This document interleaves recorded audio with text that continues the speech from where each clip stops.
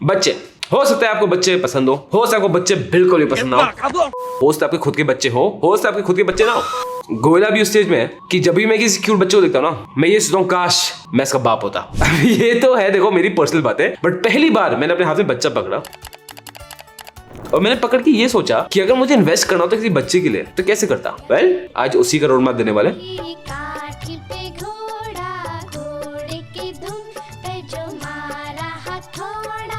गोयल आपके सामने आ गया है और बाप बनने की उम्र में मैं ये वीडियो बना रहा हूं कि बच्चों के इन्वेस्टमेंट प्लान क्या होने चाहिए। Is it sad?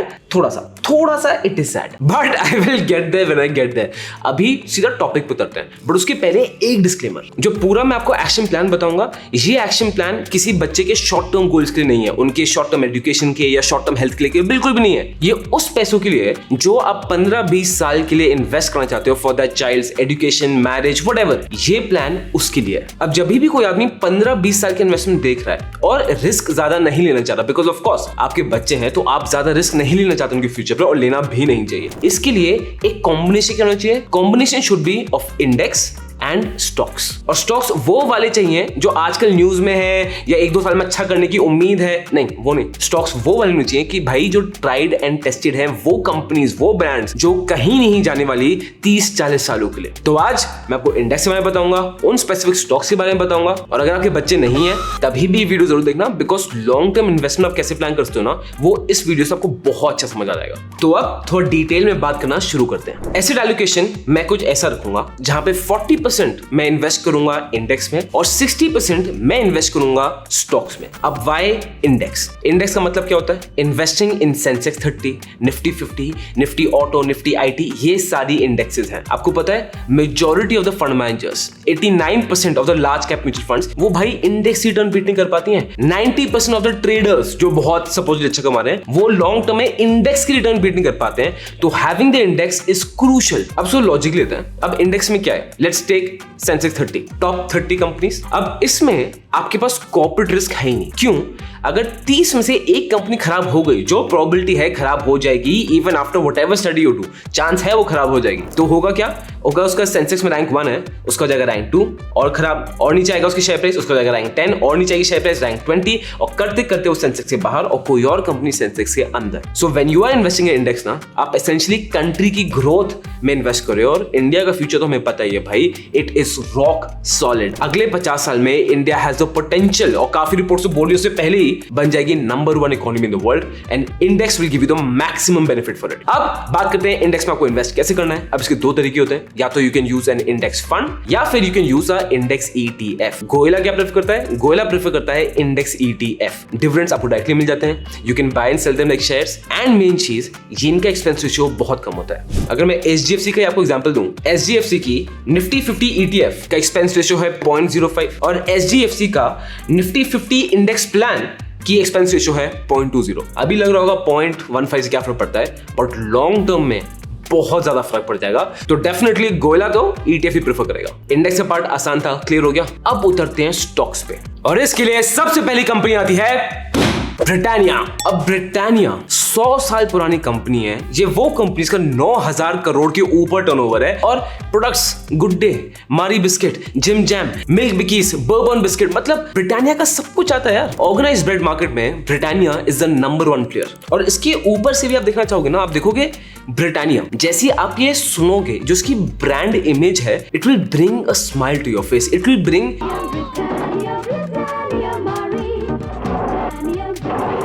बिस्किट खाते हुए, चाय टाइम पे बैठे हुए हैं, कुछ मफन खा रहे हैं, केक खा रहे हैं। This ladies gentleman is Britannia with a strong brand value. और जिस प्रोडक्ट में ब्रिटानिया का लोगो आ जाए, देखो हम हिंदुस्तानी लोग उस प्रोडक्ट के पीछे भाग ही नहीं सकते, और ये ना हमें डेटा दिखा रहा है। आइए, अब as you can see here, Britannia का market share has been constantly increasing, और अब तो ये क्लियर मोनोपोली जोन में आ रहे हैं, जहां पे सेकंड लार्जेस्ट कॉम्पिटिटर उनके बीच में बहुत ज्यादा स्टार्क डिफरेंस हो गया। और ये क्यों हुआ है, ये फंडामेंटल्स दिखा रहे हैं। As you can see here, इनकी टॉप लाइन जो रेवेन्यू है, it has grown massively. Continuously company अपने डिस्ट्रीब्यूशन नेटवर्क बढ़ाती रहती है, जहां पे रिसेंटली इन्होंने 2 लाख स्टोर और ऐड कर दिए हैं। अगर आप सोचोगे गोयला ये ब्रेड बिस्किट बनाने वाली कंपनी, ये थोड़ी आगे बढ़ी है, इसका R&D थोड़ी होगा। अब मैं आपको दिखाता हूँ R&D। ये वो कंपनी है जो कंटिन्यूसली नए प्रोडक्ट्स लॉन्च करने की कोशिश कर रही है। As you can see here, एक तो उनका गोलमाल बिस्किट, भाई ये मैंने रिसेंटली ट्राई किया था, मैं मजाक नहीं कर रहा हूँ, इसको आपने खरीद लिया, खोल के खा लिया, एक खाओगे ना आधे घंटे में पूरा पैकेट साफ, पता भी नहीं चलेगा। इट इज फैंटास्टिक, ठीक है। उसके बाद न्यूट्री चॉइस हब्स आता है, क्रोसेंट आ रहा है, ड्रिंक्स आ रही है। This is Britannia my friend, जो कॉन्स्टेंटली अपने आप को इवॉल्व करता जा रहा है। Just think about it,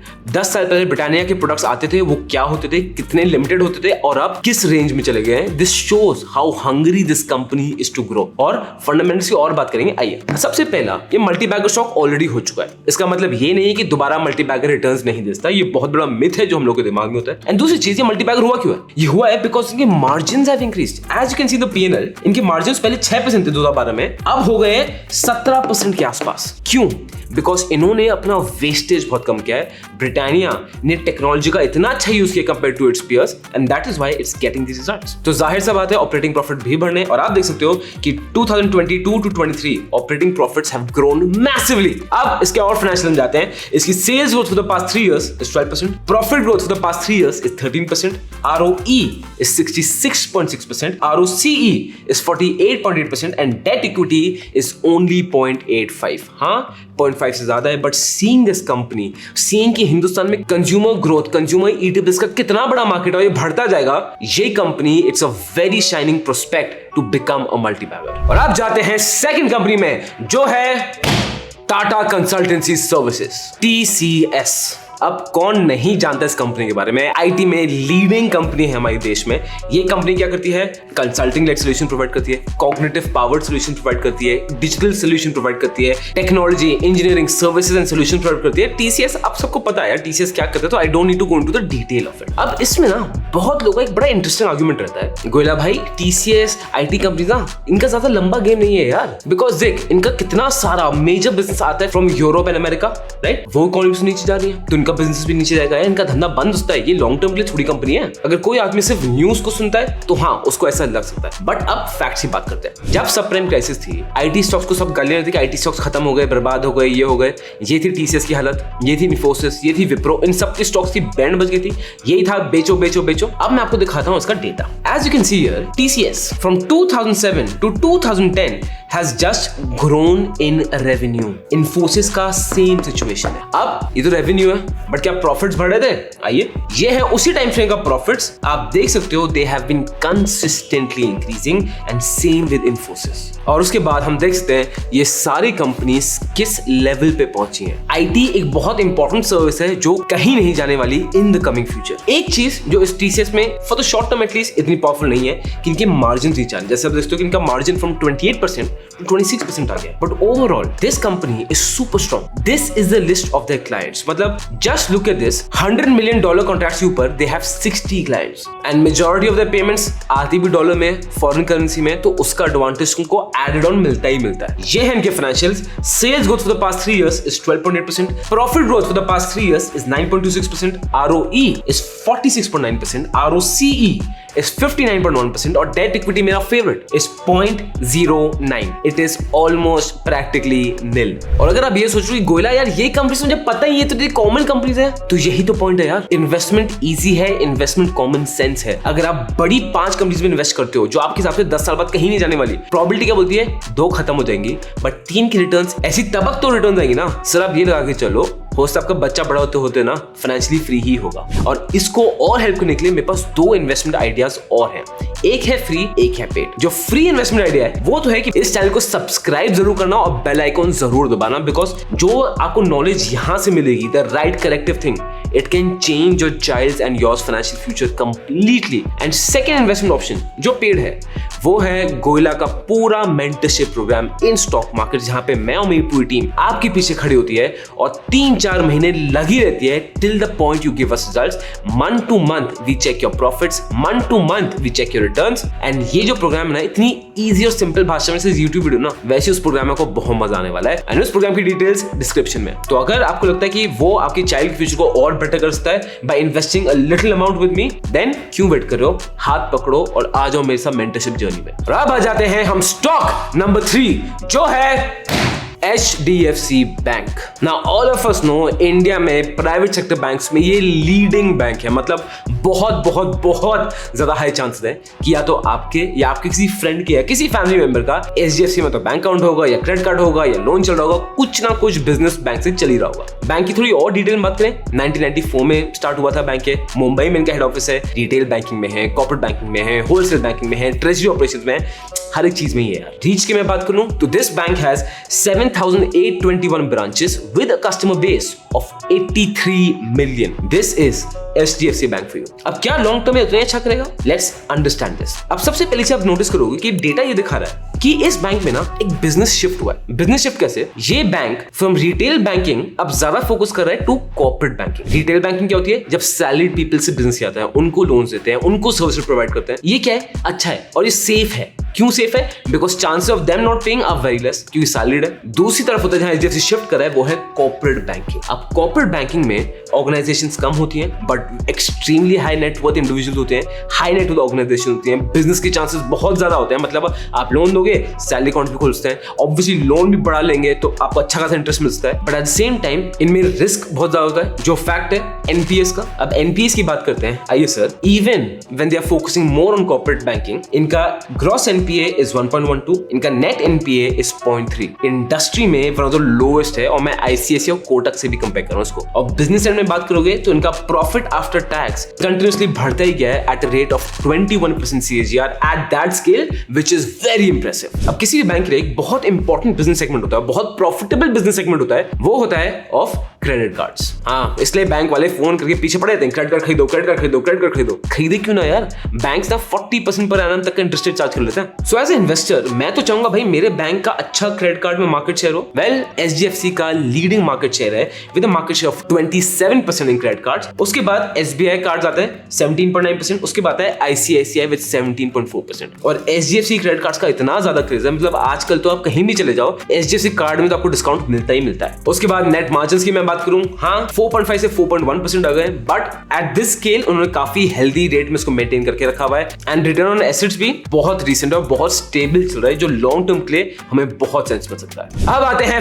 fourth company में, जो है महिंद्रा एंड महिंद्रा। ये कंपनी ना one of the most well diversified automobile company है। और ये मैं क्यों बोल रहा हूं? बिकॉज ये कंपनी सिर्फ पैसेंजर व्हीकल्स नहीं बनाती है, ये company 2 wheelers, 3 wheelers, passenger vehicles, commercial vehicles, tractors, earth movers सब बनाती है। और इसलिए ये उन रेयर ऑटोमोबाइल कंपनीज में थी जो कोविड में भी इतना खराब नहीं करते, बिकॉज अर्थ मूवर्स की, फार्म्स में, ट्रैक्टर्स की, इनकी डिमांड इतनी कम नहीं होती जितनी पैसेंजर व्हीकल्स की हो गई थी। ये कंपनी सबसे पहली चीज ना सिर्फ ऑटोमोबाइल्स में नहीं है, ये company financial services, auto components, hospitality, infrastructure, retail, steel trading, IT business, agri, aerospace, consulting services, defence, energy, industrial equipment, बहुत सारी चीजों में है। और अगर मैं सिर्फ स्टॉक की बात करूं ना, ये खुद में ही एक चैंपियन स्टॉक है। व्हाई? बिकॉज पिछले 20 साल में निफ्टी में इसने हाईएस्ट रिटर्न्स दिए और पिछले साल इसने सेकंड हाईएस्ट रिटर्न्स दिए। This is how strong Mahindra is. अब बात करते हैं स्ट्रैटेजी में। स्ट्रैटेजी है कि रिसेंटली व्हेन आई से रिसेंट आई मीन फाइनेंशियल 2020 में इन्होंने देखा कि जो उनकी लॉस मेकिंग सब्सिडीज है, 2021 में डिसाइड किया सबको बंद कर दो, सारी लॉस मेकिंग सब्सिडीज को बंद कर दो, जो बहुत डिफिकल्ट कॉल होता है for any business. They did it and पूरा फोकस शिफ्ट कर दो to profit making subsidies, which has given wonders to them. और अगर मैं ऑटोमोबाइल की बात करूं, इनका पैसेंजर व्हीकल में मार्केट शेयर बढ़ गया, इनका फार्म सेक्शन के ऑटोमोबाइल में उसमें ही मार्केट शेयर बढ़ गया, कमर्शियल व्हीकल्स में यार ये नंबर 1 है। लास्ट ईयर इन्होंने 5.2% मार्केट शेयर गेन किया और अब इनका मार्केट शेयर है of 45.5%। This is how strong Mahindra है। अब इसके अगर फाइनेंशियल देखना चाहते हो, ये देखिए sir, return on equity crazy level पे बढ़ा है, अर्निंग पे शेयर ये भी क्रेजी लेवल पे बढ़ा है। और अगर गाड़ियों की बात कर ली तो थार, स्कॉर्पियो एन, XUV 700, ये सब की बुकिंग्स किस लेवल पे गई हम सबको पता है। Scorpio N became the fastest booking SUV in the country. उसके पहले ये रिकॉर्ड था XUV 700 के पास, और फिर eXUV 400 जो बन चुकी है fastest selling electric SUV in the country. So again the products जो ये कंपनी ला रही है, जो गाड़ियों की वेटिंग चल रही है, वो हम सबको पता है, हम सब डिजायर कर रहे हैं महिंद्रा की गाड़ियां। And this is why Mahindra का stock has also performed brilliantly and seeing कि कंपनी का बहुत डाइवर्स पोर्टफोलियो है सिर्फ ऑटोमोबाइल में इटसेल्फ, एंड सीइंग कि कंपनी के मैनेजमेंट के अच्छे कॉल्स थे, जो भी कॉल किया था उन्होंने टाइम से उसको एग्जीक्यूट किया था, एंड ये तो एस्टिमेट करें कि आने वाले टाइम में इनके 10x द रेवेन्यू होने वाला है यार। सो 15-20 साल के लिए it is a very strong stock to consider without a shadow of a doubt. Sales growth for the past 3 years is 17.20%. Profit growth for the past 3 years is 143%. It is ridiculous. ROE is 18.1%. ROCE is 13.6%. Debt equity ज़्यादा है, बहुत ज़्यादा है, which is 1.64. I agree, ज़्यादा है. But seeing the overall company long term पे, this is one stock जो आप consider कर सकते हो। और आपको लग रहा है ना बड़ा कंफ्यूजिंग है, समझ नहीं आ रहा, आराम से बैठो, समझ नहीं आ रहा, वीडियो दोबारा देख लेना। बट मैं भी कर क्या रहा हूँ, आपको मैं बस स्टॉक्स की इंफॉर्मेशन दे रहा हूँ सो दैट आपका decision making process becomes easier. क्यों आपको पता है ना, गोयला आपकी स्टॉक मार्केट की प्रॉब्लम पूरी संभाल लेगा। और अब आते हैं फिफ्थ कंपनी में, विच इज एशियन पेंट्स। मतलब कोई भी फंडामेंटलिस्ट ले लो, जिसने भी फंडामेंटल सर्च किया ना, इट इज वेरी डिफिकल्ट कि एशियन पेंट्स उनकी चोजन स्टॉक्स की कैटेगरी में ना है, बिकॉज ये स्टॉक ही कुछ ऐसा है, स्टॉक की खुराक ही कुछ ऐसी है, कंपनी है ही कुछ ऐसी। आप एक बार सुनिए एशियन पेंट्स क्या करती है, पहले बेसिक चीजें विंडो से बाहर करते हैं, ठीक है। कंपनी क्या करती है, पेंट्स बनाती है, लेकर्स बनाती है, सर्फेसिंग प्रिपरेशन बनाती है, ऑर्गेनिक कॉम्पोजिट्स बनाती है, थिनर्स बनाती है। Asian Paints we all know broadly company क्या करती है, राइट। उसके और इंटरेस्टिंग फैक्ट्स बताऊं, दुनिया की ये 9th लार्जेस्ट पेंट कंपनी है, एशिया की 3rd लार्जेस्ट है, और इंडिया की तो देखो सर लार्जेस्ट है। इनकी मैन्युफैक्चरिंग होती है 26 पेंट फैसिलिटीज में, जो 15 कंट्रीज के अराउंड स्प्रेड है। पेंट इंडस्ट्री अगर मैं इंडिया में देखूं, Asian paints is the dominant player in that, but उसके बावजूद ये कंपनी डबल डिजिट ग्रोथ दिखाती है, डबल डिजिट ग्रोथ। आप समझ रहे हो कब से ये मोनोपोली सिचुएशन में है, कब से इतनी डोमिनेंट सिचुएशन में, उसके बाद भी double digit growth, it is fantastic. इनकी volume growth consistently double digit में ही हो जा रही है, विच इज कमेंडेबल। अब पेंट इंडस्ट्री में एक इशू होता है, इशू ये है दैट इनका रॉ मटेरियल है क्रूड ऑयल। क्रूड ऑयल की प्राइस ऊपर नीचे बढ़ती रहती है, इसलिए पेंट इंडस्ट्रीज के लिए बड़ा डिफिकल्ट हो जाता है सर्वाइव। अब क्रूड ऑयल बड़ा महंगा हो गया, मार्जिन खत्म हो जाता है। अब रशिया यूक्रेन वॉर में यही हुआ, हम सबको याद है क्रूड ऑयल की प्राइसेस कैसे क्रेजी स्काई रॉकेट की थी। अब if you see here, yes इनके मार्जिन में कम हुए थे, बट उसके बावजूद they have maintained it. You know why? Because they have the pricing power. Pricing power का मतलब क्या है, that company is so good, loyalty of customers is so good, इनकी इतनी स्ट्रॉन्ग डोमिनेंट पोजीशन है, अगर ये प्राइस ऊपर नीचे बढ़ा भी देना, इनको वॉल्यूम्स में ज्यादा फर्क नहीं पड़ेगा। And even after increasing the prices, they have maintained the volumes and the margins. और अब तो क्रूड ऑयल की प्राइस नीचे आ गई, थोड़ा रिलैक्स हो रहा है, इनके मार्जिन्स तो बहुत बेटर हो गए। तो लॉन्ग टर्म में अगर क्रूड ऑयल ऊपर नीचे गया ना, बहुत हाई चांस है कि ये कंपनी संभाल लेगी। अब कोई कंपनी अच्छी कब होती है इन्वेस्टर के लिए, भाई जब वो फ्यूचर में इन्वेस्ट करे यार थोड़ा सा।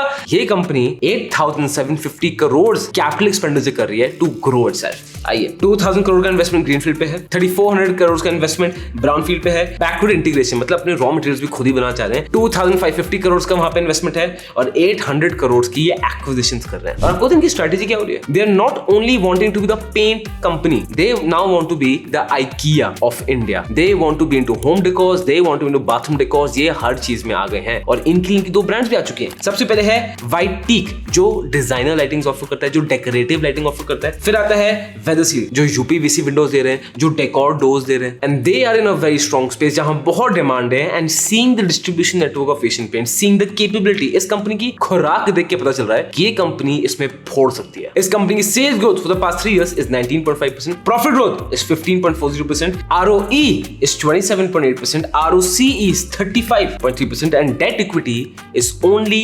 0.12. This is Asian Paints. So if I had to invest for my child in the future, this would be a breakup जहां पे 40% मैं डालूंगा इंडेक्स फंड्स में, जिसमें आप ये 2 फंड्स कंसीडर करते हो, एंड रेस्ट स्टॉक्स में, जिनमें आप ये स्टॉक्स कंसीडर करते हो which have a very strong probability for the future. और अगर आप चाहते हो कि गोला तुम मेरे साथ हो जाओ इन दिस जर्नी, मेरा पूरा मेंटरशिप कोर्स का लिंक नीचे डिस्क्रिप्शन में है, you can definitely check it out. और कोई और स्टॉक का एनालिसिस चाहिए या कुछ और, तो भाई बस कमेंट करके बताओ। आपको पता है ना, गोयल आपकी स्टॉक मार्केट प्रॉब्लम पूरी